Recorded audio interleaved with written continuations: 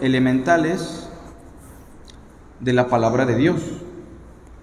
Es el curso que hemos tomado durante algunas semanas y estamos ya en la parte final. De hecho, hoy es la última lección. La próxima semana vamos a abordar otros temas y yo de corazón espero que estas lecciones hayan sido de mucha bendición para usted. Es importante que usted repase para que usted no caiga en la categoría de los hebreos, como le dice Hebreos a estos hermanos, que es una negligencia que después de tanto tiempo tengan necesidad de que se les vuelva a enseñar los primeros rudimentos. Hebreos capítulo 5 es el texto que nos guía hacia los primeros rudimentos. Verso 11 en adelante.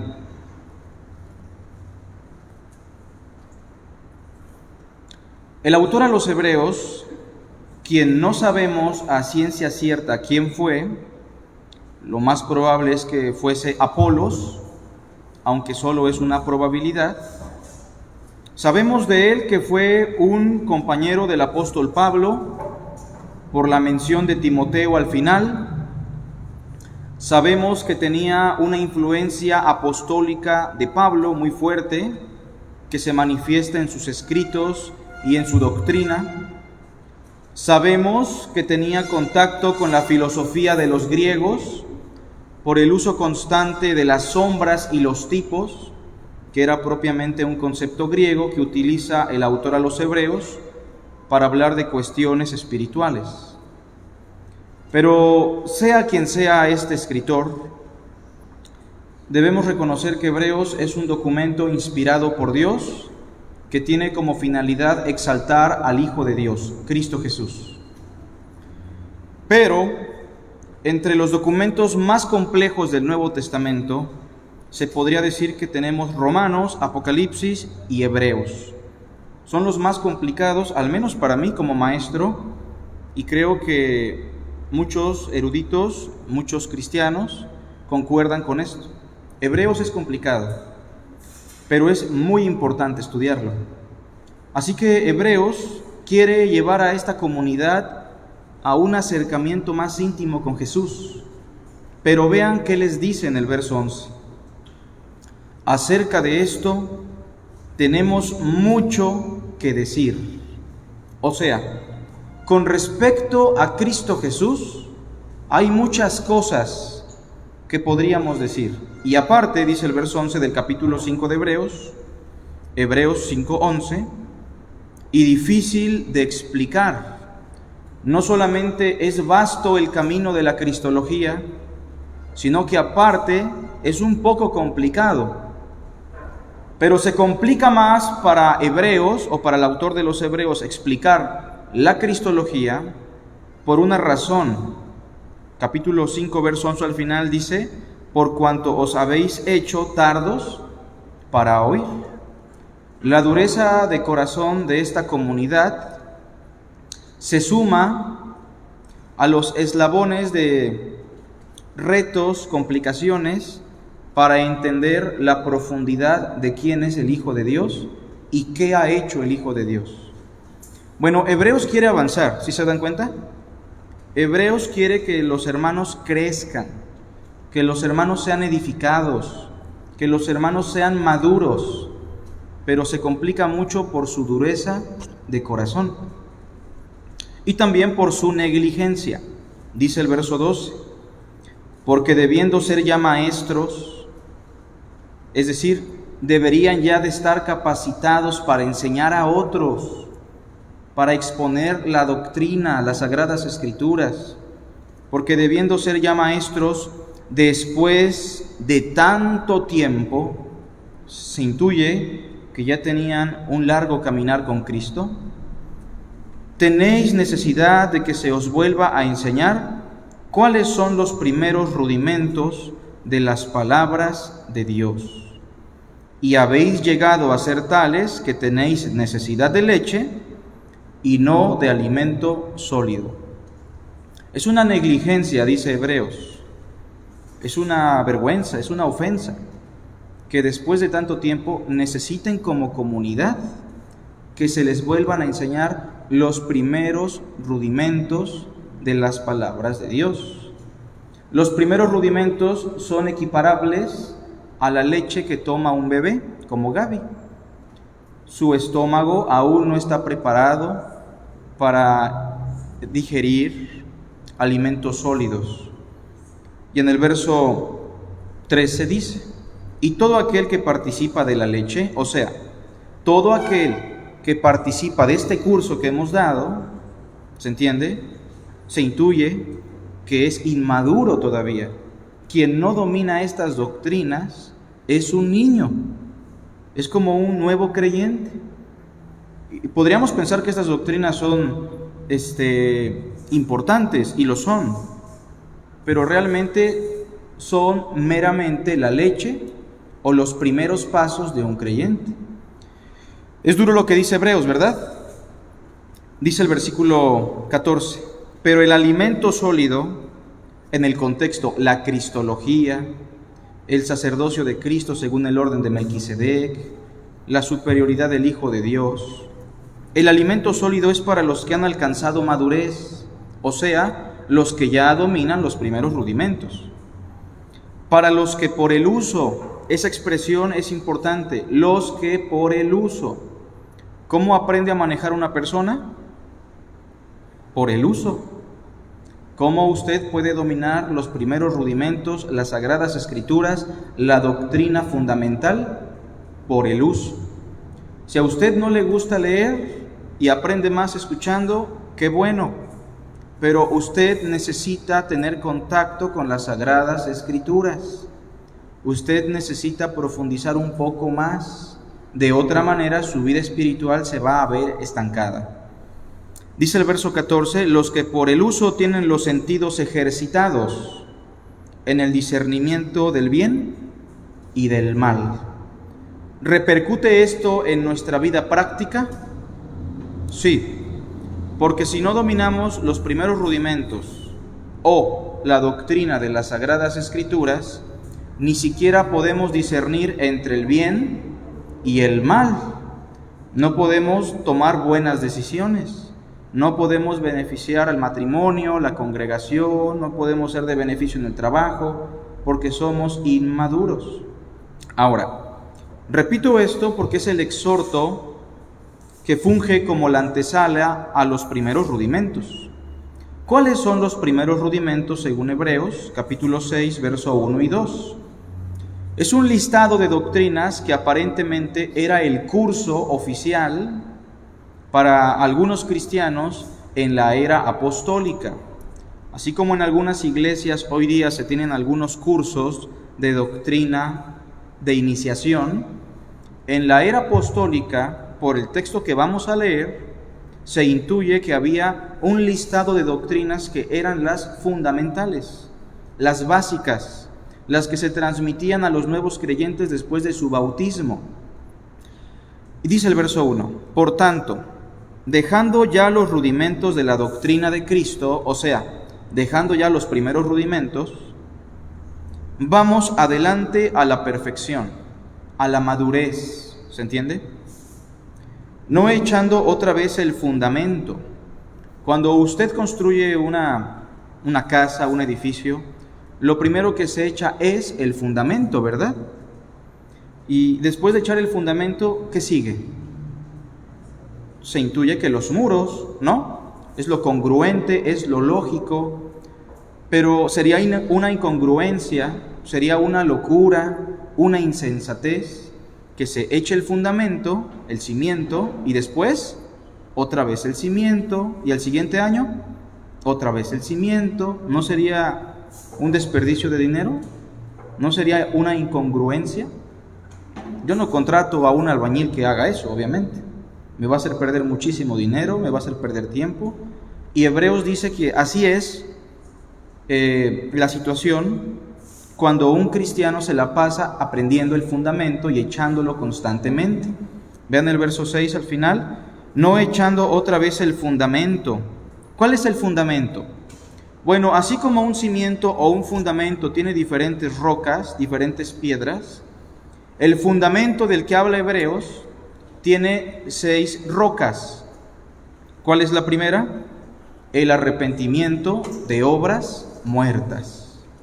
Que nos arrepintamos de nuestra exterioridad, que nos arrepintamos de nuestro ritualismo, de nuestra ceremonia, de nuestra religión externa, de nuestras obras, para confiar en la única obra que es eficiente, que es la obra de Cristo.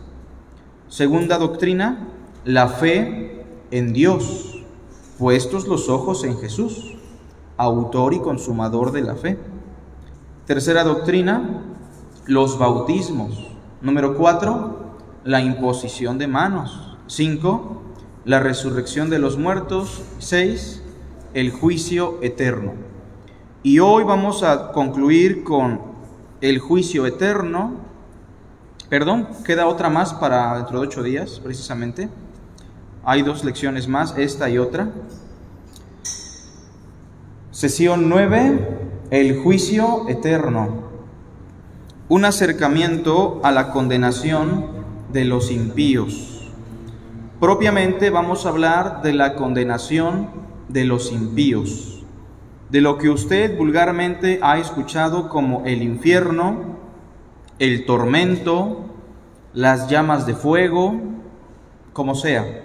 Hoy vamos a acercarnos a lo que significa la condenación de los impíos, o muchas veces usted escuchará este concepto como la ira de Dios. ¿Ha escuchado esa expresión?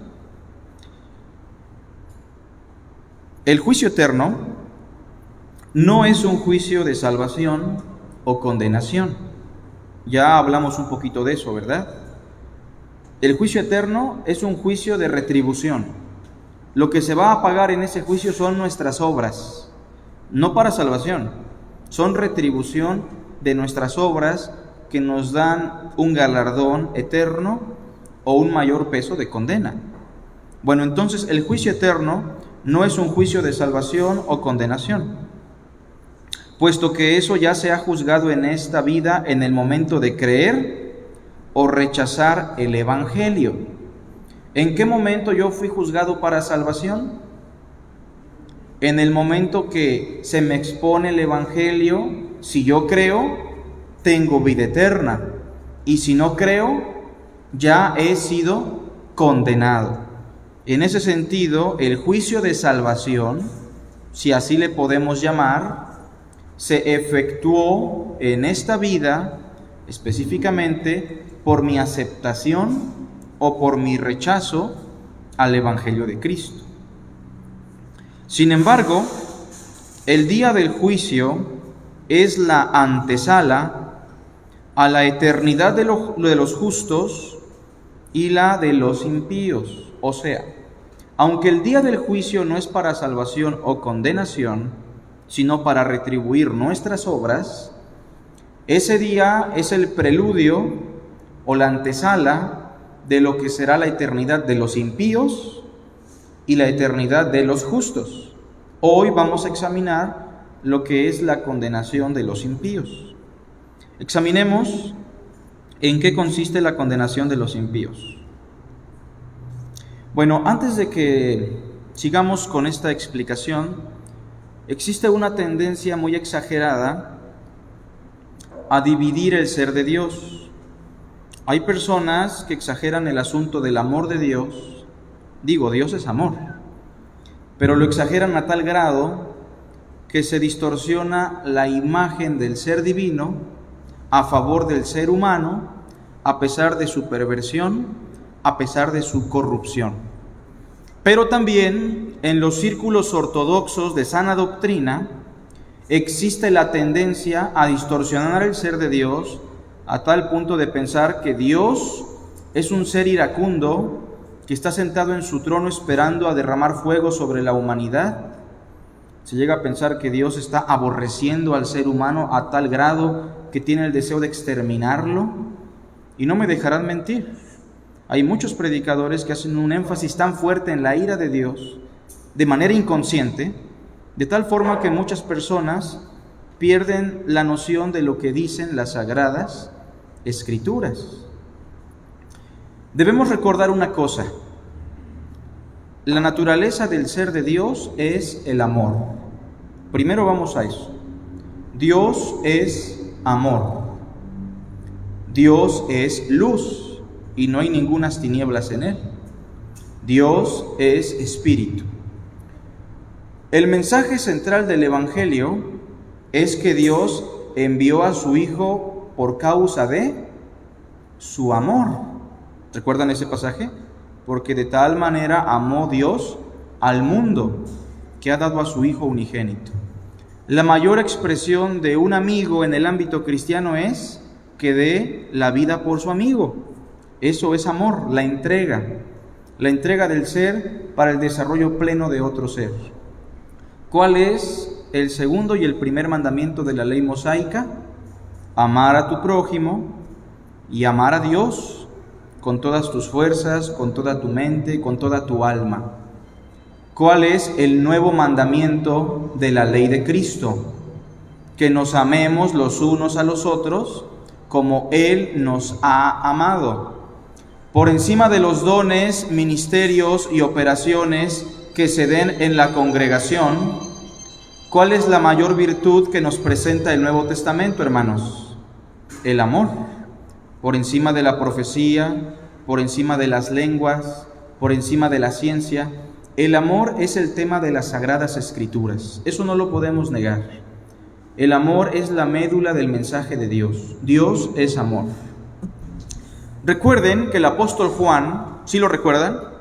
Quien fue el apóstol que más énfasis hizo sobre el amor al final de sus días, cuando inició su cristianismo, inició con un celo muy parecido a la de los predicadores y hermanos que se acercan por primera vez a la sana doctrina. Señor, esta gente no quiso escucharte. ¿Quieres que mandemos, yo y Jacobo, mi hermano, que descienda fuego del cielo para que los consuma? ¿Cómo ven? Algunos podrían pensar, pues eso era justo, ¿no? El Señor les dice, ustedes no saben de qué espíritu son. Empezó entonces con un fuerte énfasis en la ira de Dios, pero concluye su vida Juan diciendo, hijitos, amémonos porque el amor es de Dios. Bueno, el amor entonces tampoco se debe mirar como una dicotomía o un contraste a lo que se conoce como la ira de Dios. No es propiamente eso. Vamos entonces a acercarnos un poquito más a lo que significa esto. En primer lugar, la condenación o la ira de Dios se definen como una existencia sin la presencia de Dios. Repito, ¿qué es la condenación? ¿Qué es la ira de Dios? Una existencia sin la presencia de Dios.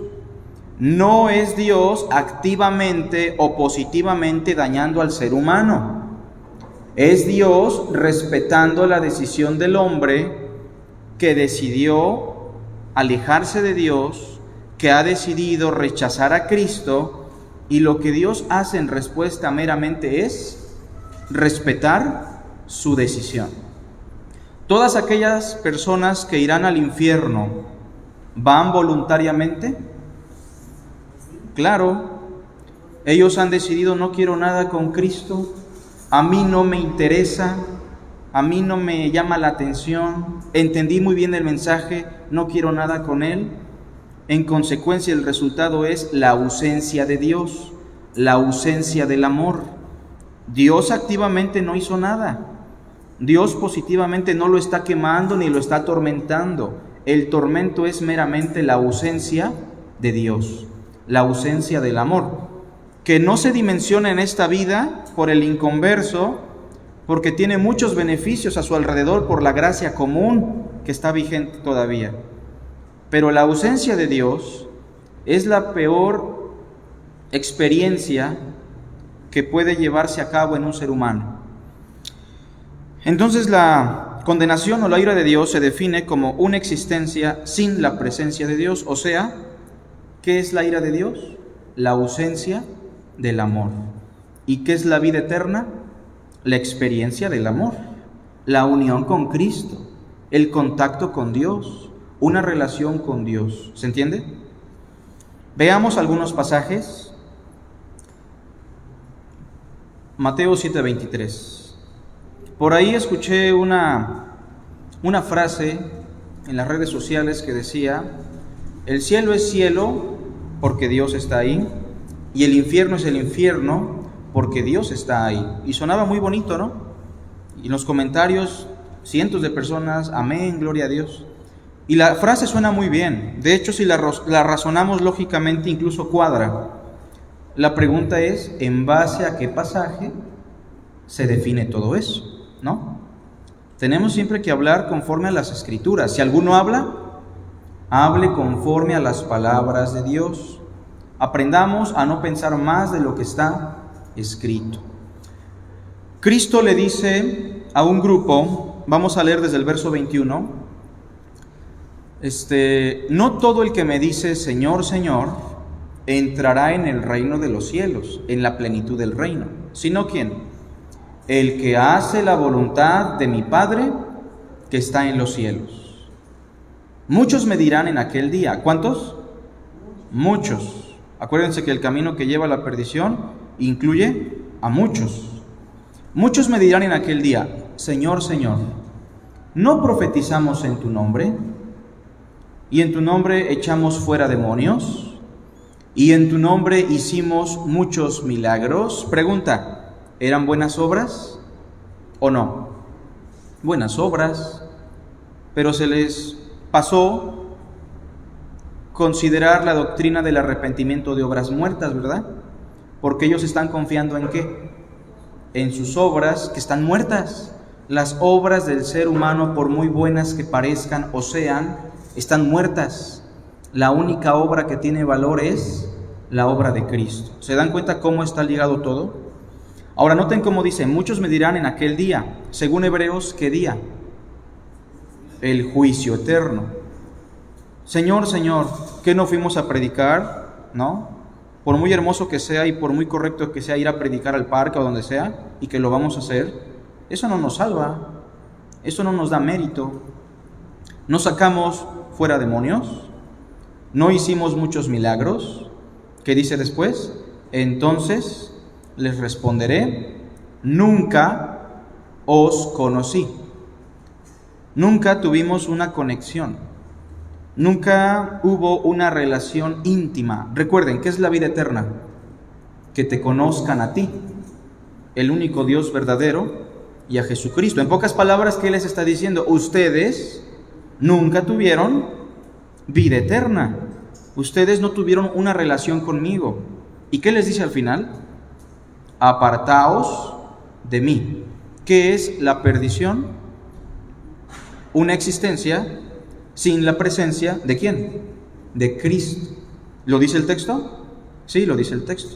Apartaos de mí, hacedores de maldad. Otro pasaje que nos habla de esto es Mateo 25:41, que solamente es una amplificación de Mateo 7. Mateo 25:41. Entonces dirá también a los de la izquierda. Estamos en el contexto del juicio eterno, cuando el Hijo del Hombre venga en su gloria, ¿recuerdan?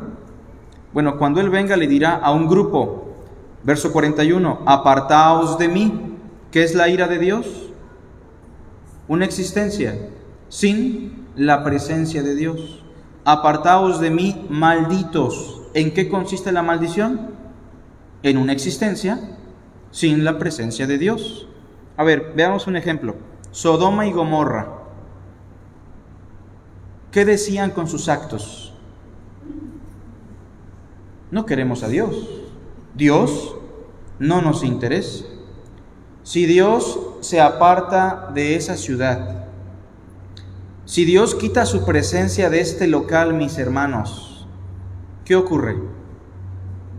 Caos, desorden, el oxígeno se torna en algo venenoso. No puede existir nada bueno donde no está la presencia de Dios. ¿Se entiende? En consecuencia, la ausencia de Dios se traduce en destrucción, en tormento, en soledad. Recuerden la creación, hermanos. En el principio creó Dios los cielos y la tierra, pero la tierra estaba desordenada y vacía, la ausencia de Dios. En cuanto Dios, en la persona del Espíritu, empezó a tener contacto con la creación, ¿qué pasó? Orden, belleza, estética, sabor, color, vida. En ese sentido, la ira de Dios así se define, como una existencia sin la presencia de Dios. Romanos 3:23, que es muy famoso, yo creo que todos nos lo sabemos, por cuanto todos pecaron y están destituidos de la gloria de Dios. ¿Cómo se define también ahí la ira de Dios, la condenación? Estar destituidos de la gloria de Dios.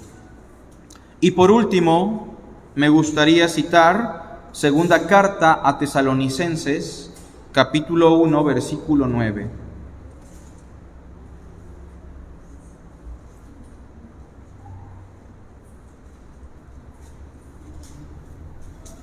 Segunda carta a Tesalonicenses, capítulo 1, versículo 9.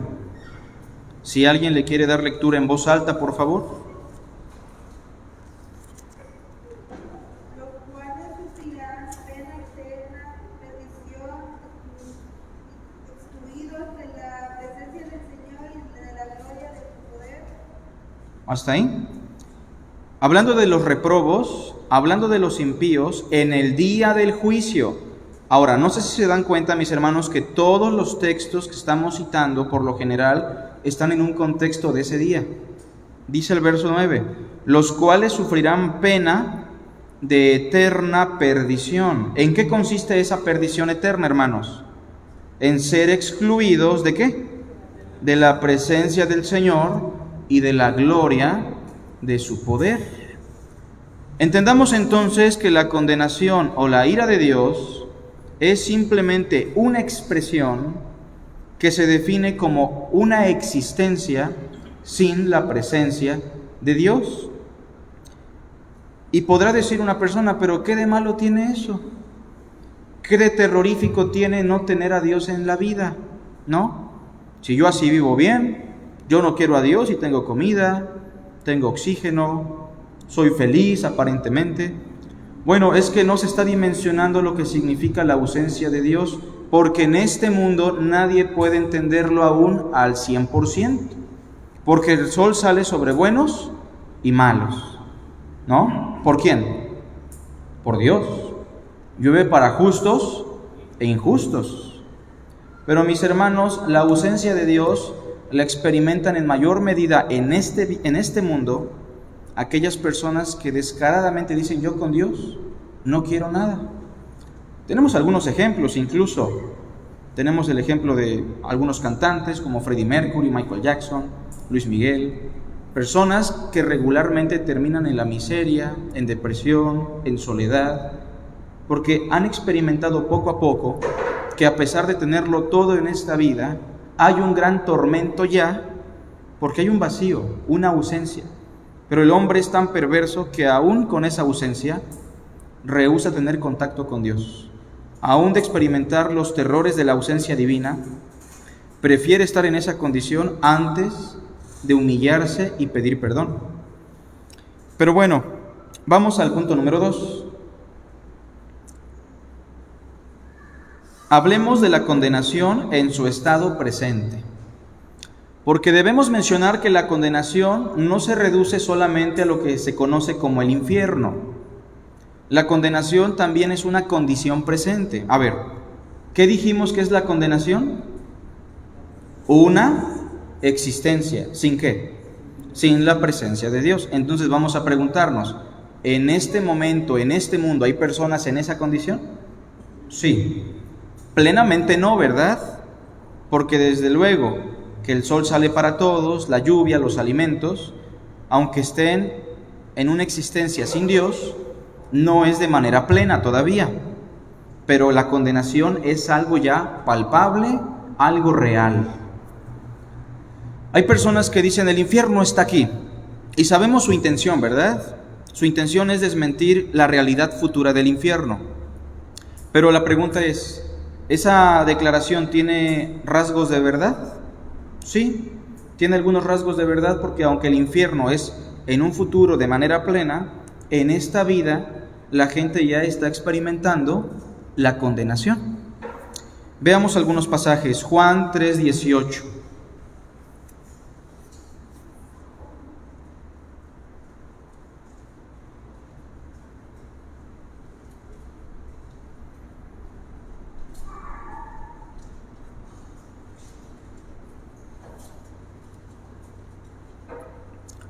Noten cómo dice: el que en él cree no es condenado.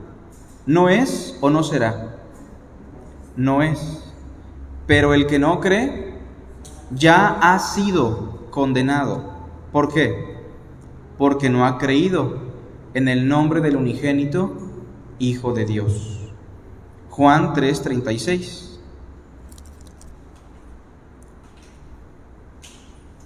El que cree en el Hijo, ¿qué tiene?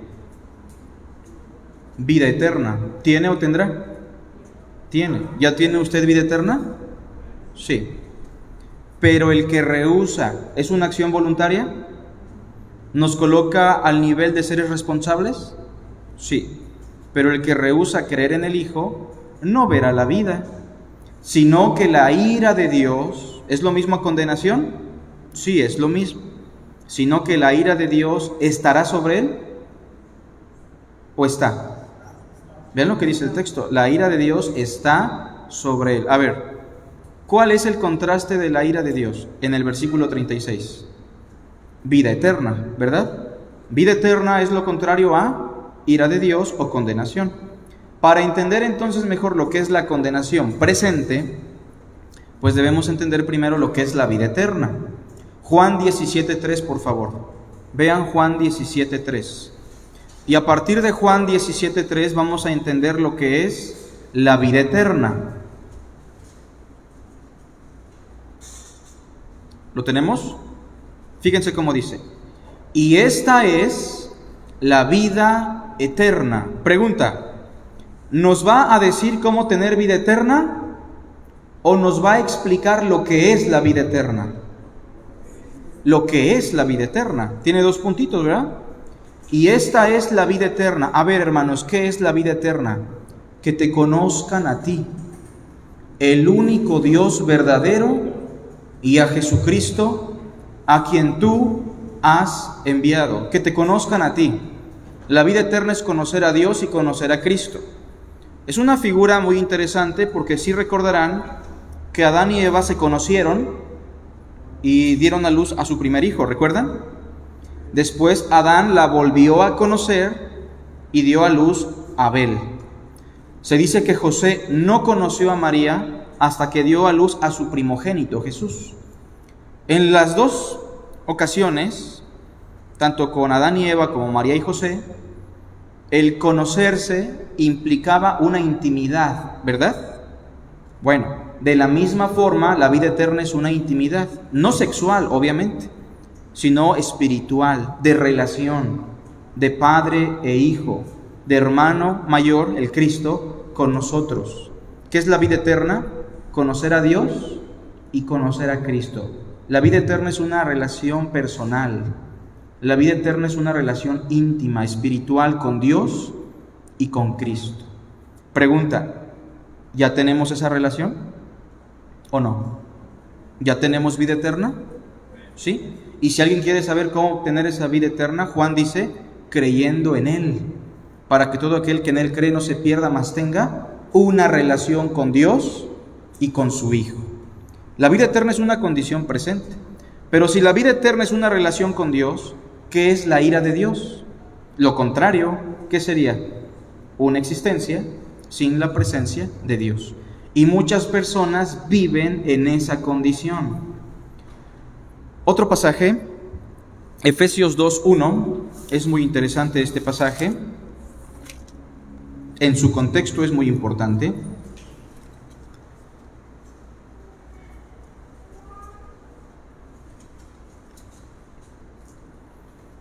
Dice así el texto, mis hermanos: y Él os dio vida a vosotros.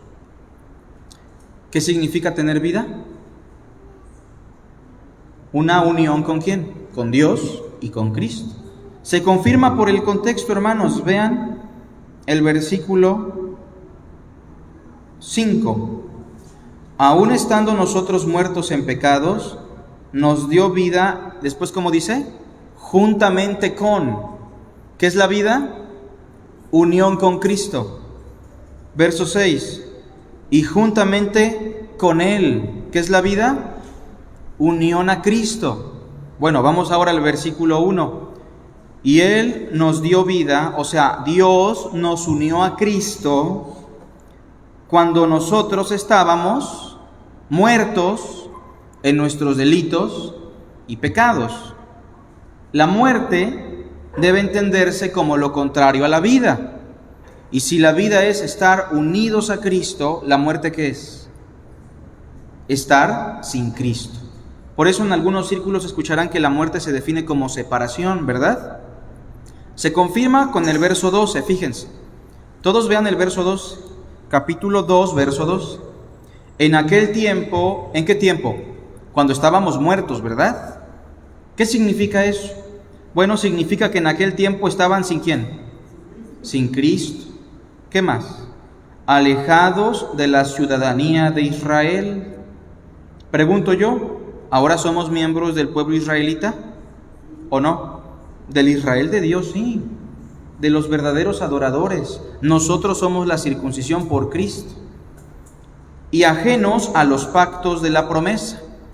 Hay una promesa que se dio en el Antiguo Testamento a través de muchos pactos. Una sola promesa y muchos pactos. El punto es que antes nosotros no sabíamos nada de eso. Éramos ajenos a esa promesa que es Cristo. Sigue diciendo el verso 2 al final. Sin esperanza, en pocas palabras, ¿cómo estábamos? Sin Dios. ¿En dónde? En el mundo. Entonces, la condenación es una experiencia presente en donde muchas personas en este mundo viven, paradójicamente, sin Dios. Una existencia sin la presencia de Dios. Pueden tener contacto con una congregación, pueden tener contacto con el reino, como las aves que hicieron nidos en ese arbolito. ¿Se acuerdan que es el reino? En la parábola de la semilla de mostaza, pero no son parte del arbolito. Así que aquí está la invitación, la advertencia, a entender que la condenación es una experiencia presente para todos aquellos que no tienen a Cristo. El que tiene al Hijo, tiene la vida. El que no tiene al Hijo, no tiene la vida. Ahí se define muy bien. Un pasaje más y muy interesante, Romanos 1:18. Si alguien tiene preguntas, con toda confianza, o comentarios, puede levantar la mano. Romanos 1:18. Estamos hablando de la condenación en su estado presente.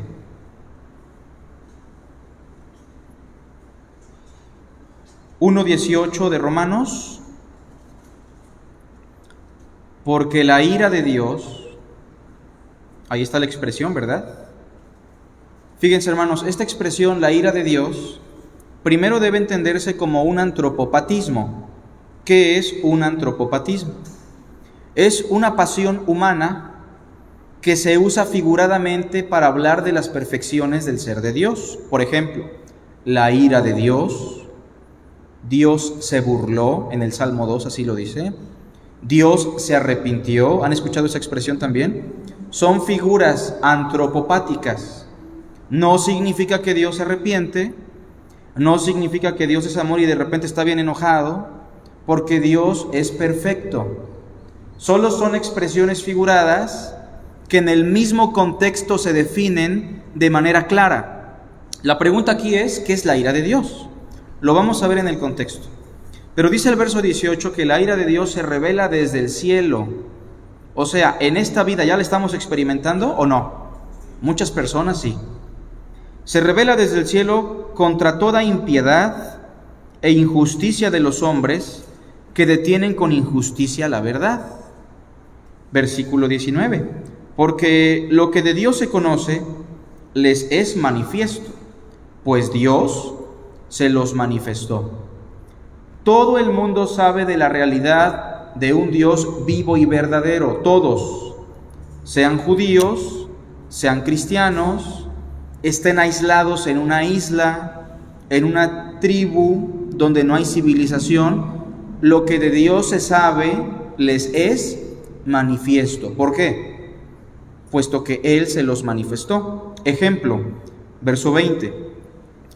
Porque las cosas invisibles de Él, su eterno poder y deidad, se hacen claramente visibles desde la creación del mundo, siendo entendidas por medio de las cosas hechas, de modo que no tienen excusa.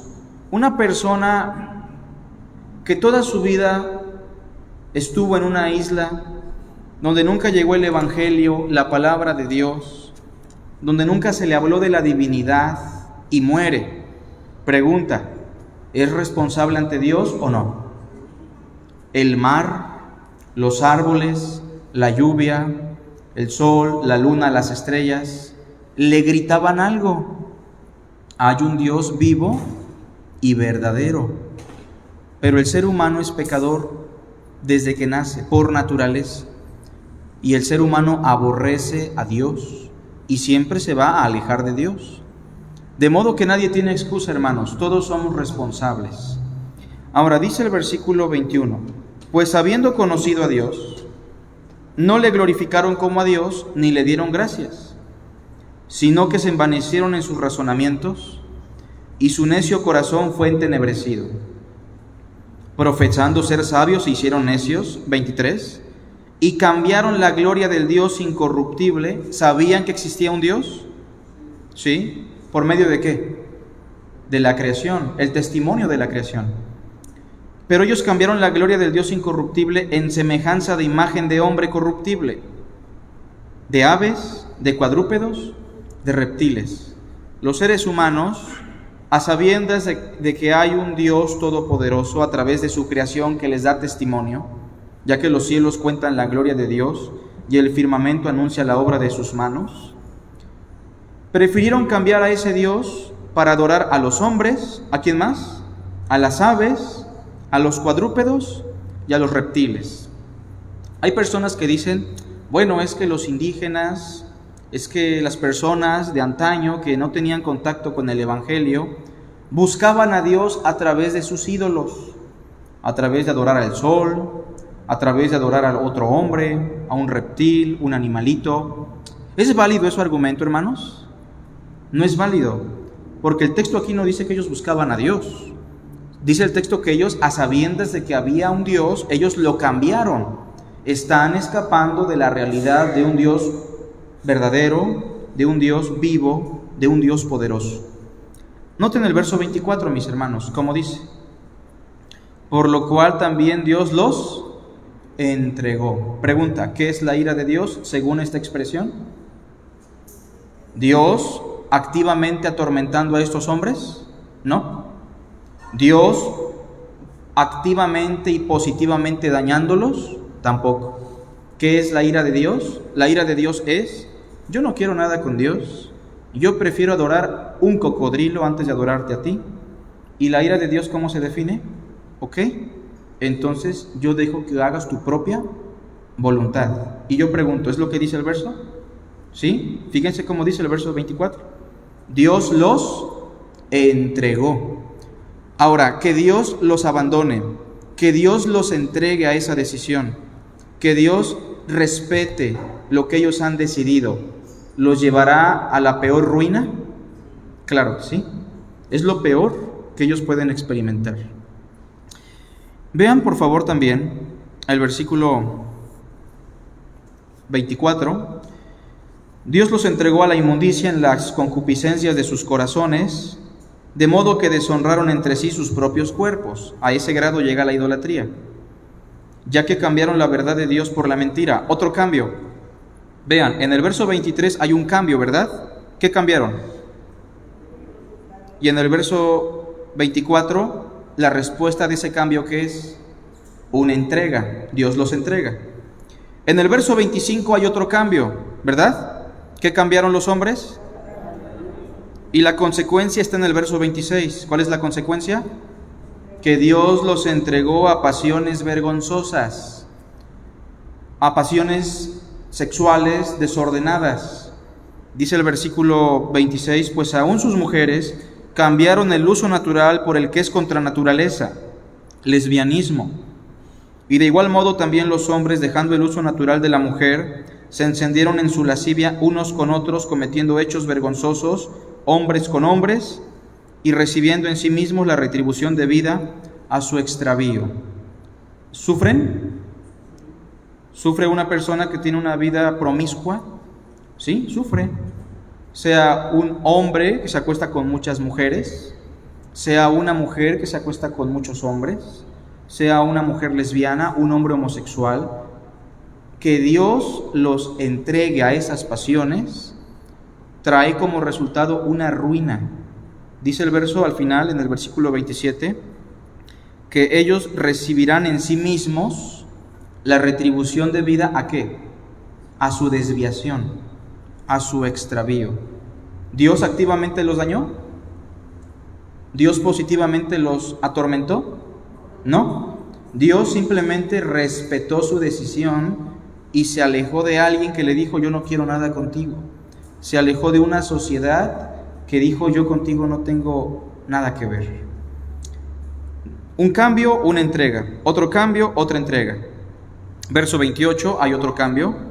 Lo define de la siguiente forma: y como ellos no aprobaron tener en cuenta a Dios, en pocas palabras, ¿cuál es la respuesta de Dios? Dios los entregó a una mente reprobada. Usted puede ver la ira de Dios en este mundo. Cuando llego a ciertas ciudades, me puedo percatar de la ira de Dios cuando veo una gran cantidad de mujeres que venden su cuerpo, una gran cantidad de personas que viven en promiscuidad, cuando veo pobreza, cuando veo desorden, cuando veo suciedad. Lo que estoy viendo meramente es que Dios ha entregado parcialmente a una sociedad, a una ciudad, a una familia, a un individuo. Porque donde Dios no está no puede haber nada bueno, no puede haber nada recto, no puede haber nada sano. Así se define la ira de Dios. Espero que hasta aquí estemos entendiendo el concepto. Si alguien tiene preguntas, puede hacerlas. Andrés. En este texto que leímos, vemos que es suficiente el testimonio de la creación para la condenación, pero no viceversa. Claro. Es decir, el testimonio de la creación no puede salvar a nadie. Así es. El hermano Andrés pregunta que si el testimonio de la creación es suficiente para hacernos responsables y para condenarnos, y la respuesta es claro que sí. Pero el testimonio de la creación no puede salvar a ningún individuo, a nadie. Por eso Cristo nos mandó a predicarle el Evangelio a toda criatura. Fuera de Cristo no hay salvación. Nadie se puede salvar por medio del testimonio de la creación, por el testimonio de su conciencia, por el testimonio de nada. Ninguno viene al Padre si no es por mí, y en ningún otro hay salvación. Si el testimonio de la creación nos pudiese salvar, sería muy fácil entonces dejar de predicar el Evangelio y avisarle a todas las tribus del mundo que miren el sol, que miren las estrellas y se den cuenta de que ahí tienen salvación. Pero eso sería una herejía, por eso tenemos que predicar. ¿Es correcto? Bien. Número 3. Ya estamos terminando, La condenación en su estado pleno. Bueno, si la condenación es la ausencia de Dios, debemos entender que en su estado presente es la ausencia de Dios, pero de manera parcial, ¿verdad? Porque aun cuando una persona sin Cristo en este mundo sea atormentado por su conciencia, viva en la miseria, pregunto yo, ¿aún tiene beneficios de Dios o no? Come, respira, los impíos pueden reírse, pueden disfrutar un buen momento, humanamente hablando. Así que la ausencia de Dios para un impío en este mundo es parcial. Pero ya cuando hablamos de la eternidad, es cuando la ausencia de Dios se convierte en una realidad plena, apartados plenamente de la gloria de Dios. Eso es terrible, es terrorífico, hermanos. Porque si consideramos que el cuerpo sigue siendo una realidad, no puede existir salud, no pueden existir buenas sensaciones, no puede existir el descanso, no puede existir el gozo, no puede existir nada, nada que esté de acuerdo a lo que es bueno y agradable. La ausencia de Dios plenamente es el peor tormento que una persona puede experimentar. Y aquí es donde usted tiene que considerar si seguirá viviendo llevando una vida llena de soberbia, llena de orgullo, rechazando a Cristo, haciendo su propia voluntad, porque usted debe considerar que usted es débil, que tarde que temprano usted y yo vamos a morir, y de la manera que está establecido para los hombres, que mueran una sola vez y después de esto el juicio, y del juicio el tormento, para los impíos, y para los justos el consuelo eterno, y de ahí nadie va a salir. ¿Se acuerdan de la historia que Cristo contó? Una historia parabólica. Había un hombre rico que vestía de púrpura y de lino fino, y hacía cada día banquete con gran esplendidez. Había también un mendigo llamado Lázaro. ¿Qué pasó con ambos? Murieron. Inmediatamente de su muerte, uno estaba en el tormento y otro estaba en el consuelo eterno. Consideremos esto, mis hermanos, no sea que nos pase como lo dice Hebreos, que al parecer alguno de nosotros no haya alcanzado el reposo. Bueno, pero la condenación en su estado pleno, hay algunos versos, uno ya lo leímos, pero Apocalipsis 21:8, me equivoqué en la diapositiva, ya lo corrigieron, ¿verdad? Es que yo aquí tengo 201, verso 8, pero es 21:8. Si alguien le da lectura en voz alta, por favor, quien lo tenga. Pero los cobardes, los incrédulos, los abominables, los asesinos, los que cometen inmoralidades sexuales, los que practican artes mágicas, los idólatras y todos los mentirosos recibirán como herencia el agua de fuego y azufre. Esta es la segunda muerte. Esta es la segunda muerte. ¿Cuál es la primera muerte según Efesios? Separados de Cristo en este mundo, sin Dios en el mundo. ¿La segunda muerte qué es? Lo mismo, pero de manera plena, una eternidad sin la presencia de Dios. Segunda carta a Tesalonicenses 1:9, ya lo leímos, ¿verdad? Excluidos de la presencia del Señor y de la gloria de su poder.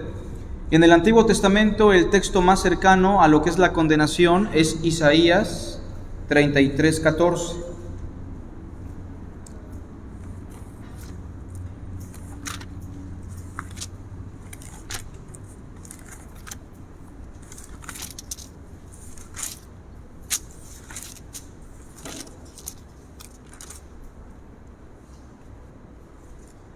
Es probablemente el único verso que hable directamente de esa existencia y de ese lugar, porque el infierno no solamente es un estado, es un lugar también. Dice el versículo 14: los pecadores se asombraron en Sión, espanto sobrecogió a los hipócritas. ¿Quién de nosotros morará con el fuego consumidor? ¿Quién de nosotros habitará con las llamas eternas? Bueno, debo mencionar entonces ya, para finalizar, punto número 4, que la condenación es explicada a través de figuras. A ver, hermanos, el cielo, vamos a pensar en el cielo. ¿Es algo que podamos explicar a detalle? No. El mismo apóstol dice que cuando fue arrebatado al tercer cielo, que es una figura, escuchó cosas que son imposibles de expresar. ¿Sí recuerdan? Entonces Dios, en Cristo, nuestro Maestro, nos explicó lo relacionado al cielo con elementos o figuras finitas para poder entender un poquito lo que es infinito. Figuras como en la casa de mi Padre, ¿se acuerdan? Hoy estarás conmigo en el paraíso. Figuras como el tercer cielo. Para los judíos, el seno de Abraham, que es una realidad celestial, el cielo, es lo mismo. En términos apocalípticos, cielos nuevos y tierra nueva. Bueno, son expresiones figuradas que hacen énfasis sobre una realidad infinita y trascendental. Con el infierno es lo mismo. Aparecen algunas figuras como el fuego, las llamas de fuego, el lago de fuego, el horno de fuego, el Gehenna, un basurero que siempre arde. El fuego se usa figuradamente como un símbolo ¿de qué? Del tormento. ¿Sí recuerdan al rico que estaba en las llamas? Dice por ahí, dice que estaba en tormentos. No es que literalmente exista fuego. El fuego es una figura del tormento eterno. Miren, qué bueno que fuese fuego, ¿no? El tormento es aún mayor, mis hermanos. Es peor que quemarse. El fuego como una figura de tormento. Se usa otra expresión, las tinieblas de afuera. Pregunta, ¿donde hay fuego puede haber tinieblas? Pues no, ¿verdad? No puede haber fuego y oscuridad a la vez. Por eso son figuras. Las tinieblas de afuera se usan también en los evangelios como una figura de exclusión.